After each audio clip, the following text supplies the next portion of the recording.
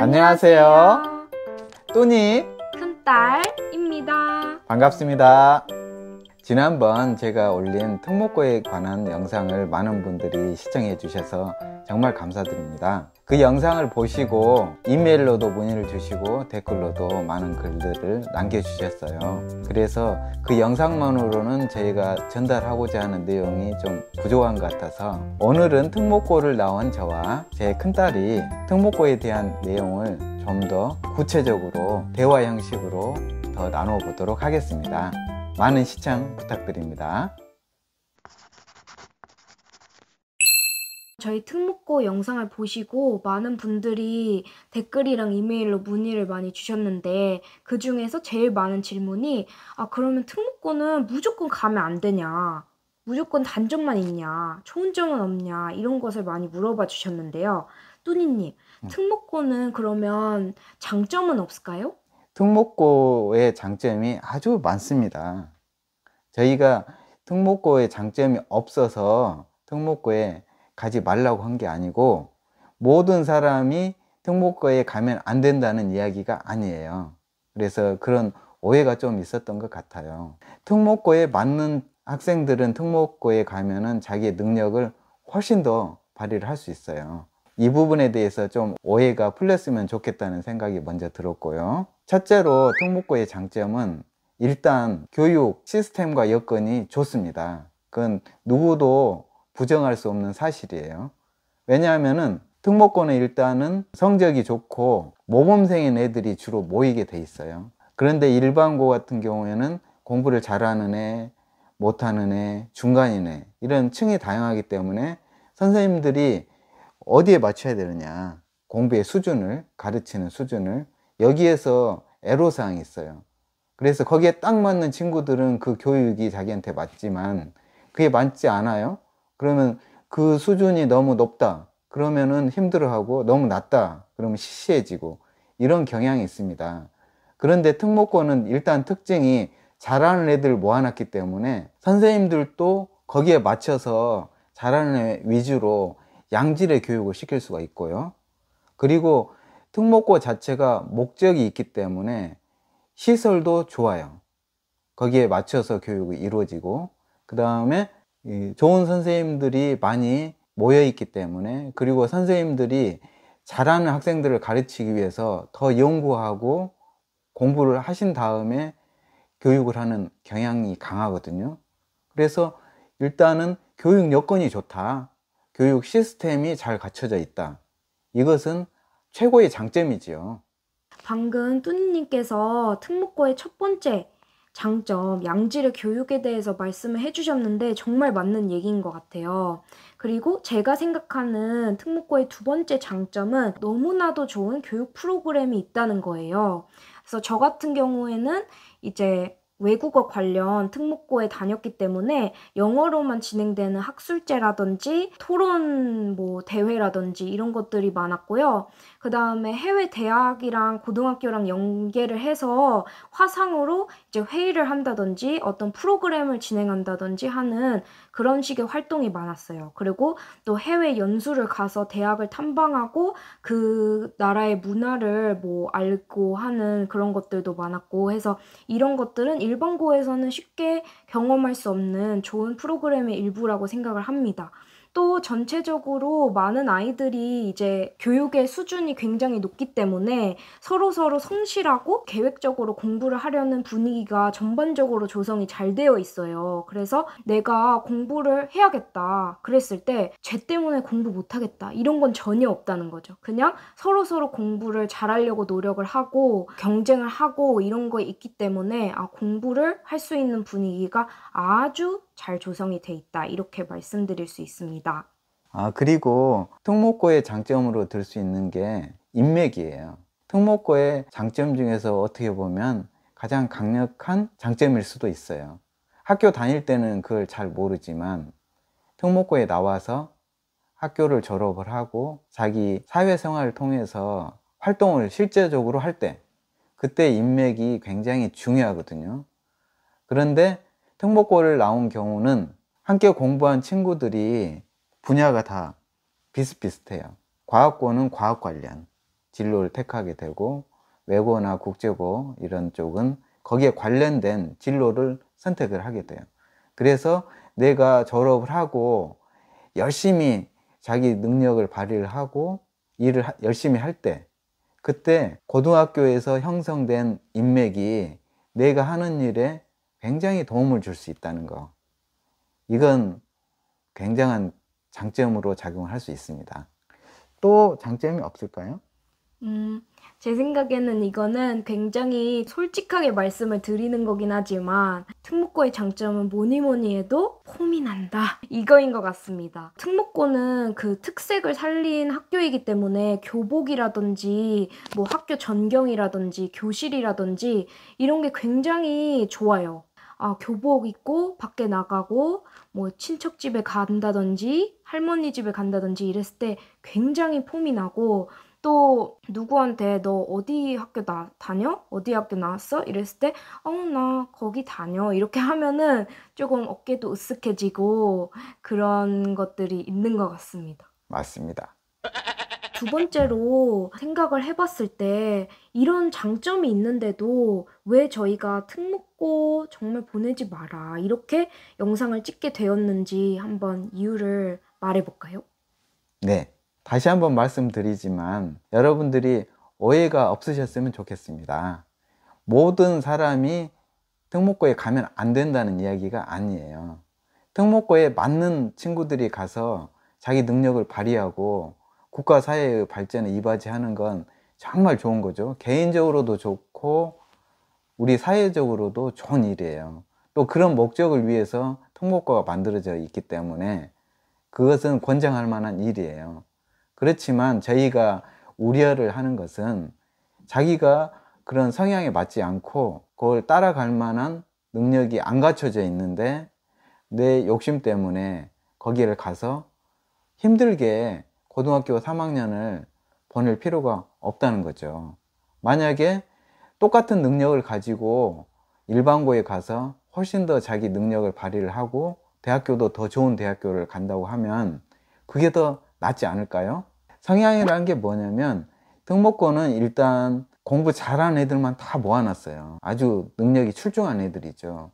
그런데 어떤 아이들은 그런 상황에서 자기 능력을 더 발휘를 해요. 그러니까 그 도전 정신이라든지 극한 상황 속에서 자기 능력이 배가 되는 친구들이 있어요. 근데 반대로 어떤 친구들은 그냥 차분한 상황, 자기가 자기 스케줄, 자기 능력에 맞춰서 공부를 하고 일을 할 때 더 능력을 발휘하는 성향이 있거든요. 근데 그런 성향을 가진 친구들은 과도한 경쟁 속에서 스트레스가 배가 될 수 있다는 거예요. 그래서 성향을 잘 살펴야 된다는 것이고요. 그리고 제가 말하는 그걸 감당할 수 있는 능력이란 뭐냐면, 그런 성향을 자기가 가지고 있다 하더라도 외고나 국제고인 경우에는 어학 능력이 어느 정도 받쳐줘야지 그런 성향을 더 발휘할 수가 있어요. 그리고 과학고에 갔을 경우에 그런 수학이나 과학에 대한 흥미와 관심, 그리고 능력이 받쳐줬을 때 그 속에서 자기의 성향을 충분히 발휘할 수 있기 때문에 그런 성향도 중요하지만 그걸 어느 정도 발휘할 수 있는 능력도 필요하다는 거죠. 이렇게 특목고에 맞는 성향과 능력을 갖춘 친구들은 특목고에 가서 자기 능력을 발휘하기 때문에 적극 추천하고요. 그런데 나나 내 아이가 아무리 생각을 해봐도 그 성향도 아니고 그럴 능력이 충분치 않다, 이런 경우에는 깊이 한번 다시 생각을 해보시는 것이 좋겠습니다. 제가 특목고를 다녀봤을 때 성향도 성향이지만 능력이나 거기에 흥미가 없으면은 아무리 거기를 다니고 싶어도 성적도 안 나오고 노력해도 안 나오니까, 왜냐면 다른 애들이 이미 기본적으로 실력이 출중하기 때문에 거기 이상의 무언가가 없으면은 또 아무리 노력해도 중상, 중하 수준에 머무를 수밖에 없거든요. 그래서 뚜니님이 말씀하신 게 정말 저는 공감이 많이 됩니다. 그리고 제가 다녀봤을 때 굉장히 경쟁이 극심해요. 대부분의 특목고가 그렇겠지만 기숙사 학교일 거거든요. 일정 시간 학교에 머무르고 뭐 그 시간 이후에는 집에 가서 다시 와서 기숙사 생활을 하고 이런 시스템인데 거기 안에서는 그 작은 사회가 자기의 전부이다 보니까 경쟁이 더 극심해지고 서로 뭐를 했네 안 했네 하는 것들이 더 심하게 이제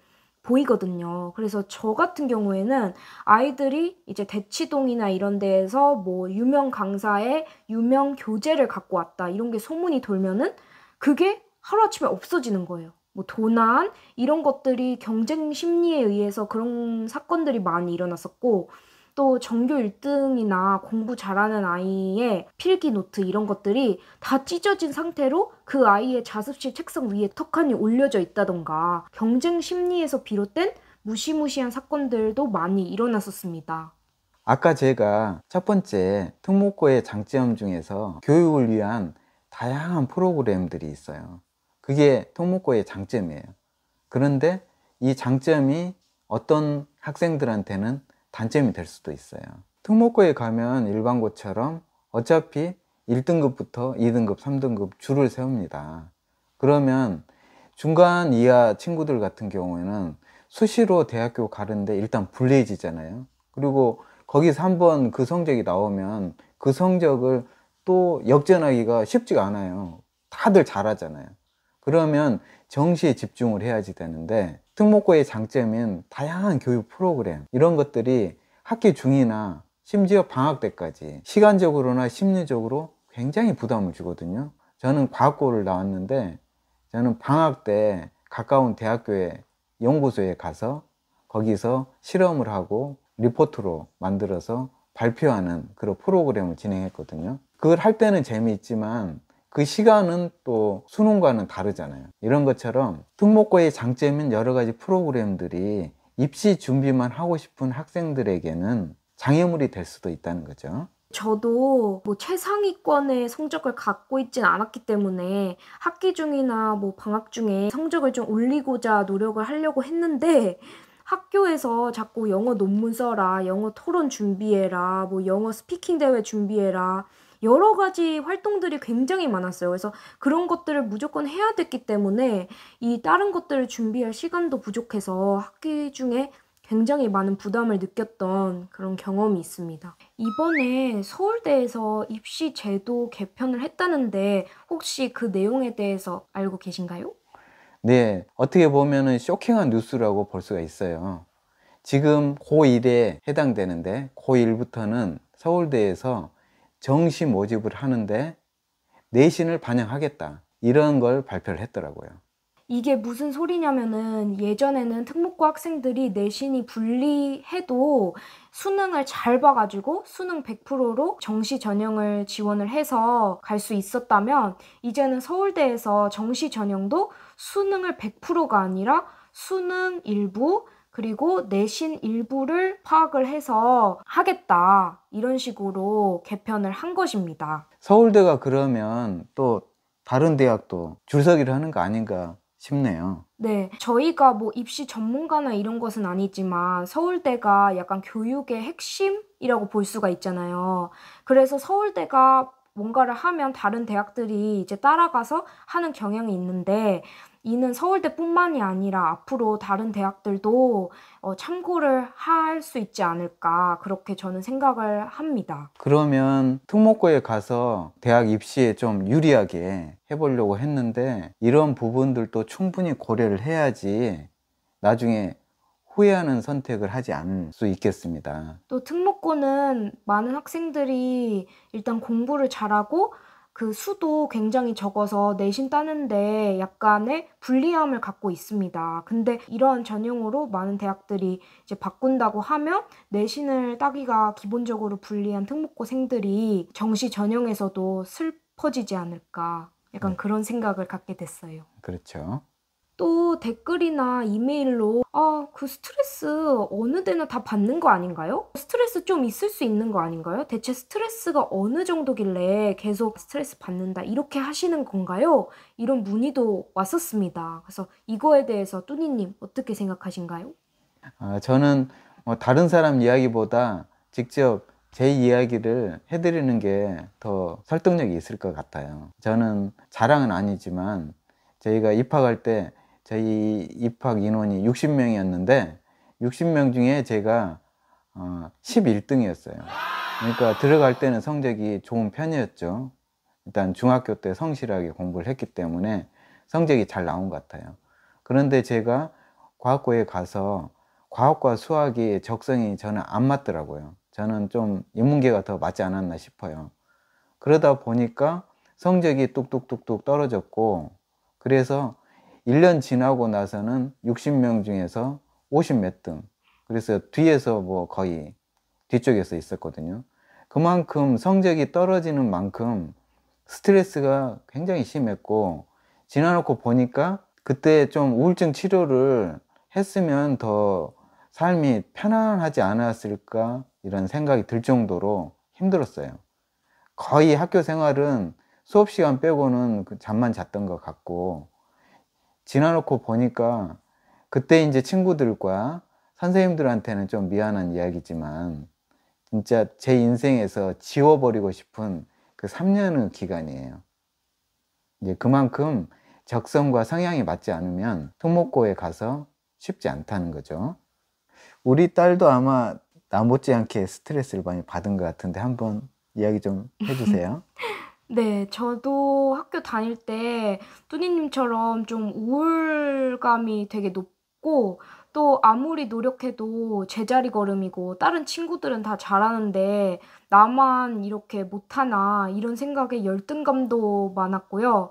그리고 이제 스트레스로 많은 병들을 달고 살았어요. 예를 들면은 탈모. 대표적으로는 탈모가 있었고요. 그래서 머리를 이렇게 한번 탁 쓰다듬으면은 머리카락이 우수수수 빠져서 되게 머리가 금방 대머리 드는 거 아닌가 이런 생각을 하기도 했고 또 과민성 대장증후군 이건 저 말고도 진짜 수많은 친구들이 걸려 있었어요. 그래서 뭐 자습실에 되게 조용하면 막 애들이 꾸룩꾸룩거리고 막 그런 소리가 들리고 또 학교에서는 2주 동안 기숙사에 있다가 또 주말에 집 잠깐 갔다가 또 2주 있다가 이런 시스템이었는데 학교에서는 좀 더러운 얘기지만 학교에서는 화장실을 잘 못 갔어요. 그래서 막 얼굴빛 노랗게 학교에서 계속 있다가 또 집에 가면은 이제 갈 수 있고 약간 이런 식. 그래서 학교에서는 계속 뭐 못 먹다가 화장실도 못 가고 이러니까 너무 스트레스를 받아서